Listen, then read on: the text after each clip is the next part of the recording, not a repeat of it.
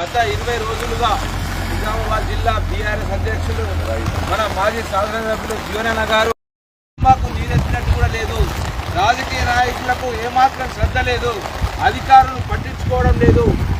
మొన్న నదిలో కూడా తీసిన 200 లారీలు అక్కడ నదిలో నల్ల మట్టికి నడుస్తున్నాయి.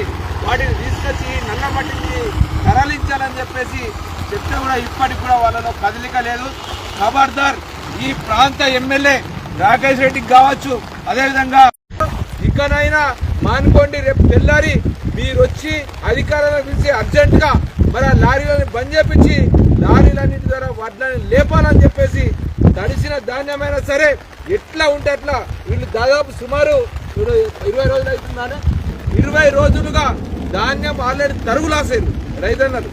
మరి తరుగు పోయింది, మళ్ళీ తడిసి మళ్ళీ ధాన్యం కొనేటటువంటి పరిస్థితి ఉండదు.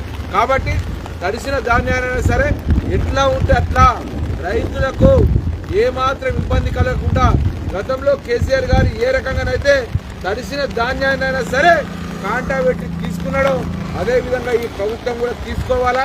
మేము ముందర నుండి హెచ్చరిస్తూ ఉన్నాం. వడగండ్ల వానలు ఉంటాయి, చెడుగొట్ల వానలు ఉండే సమయం కాబట్టి తొందరగా లేపాలని చెప్పి చెప్తా ఉన్నాం. కాబట్టి మరి మీరు తొందరగా స్పందించి ఈ వడ్లన్నిటిని లేపి రైతన్నల గోస తీర్చాల్సిన బాధ్యత మీది.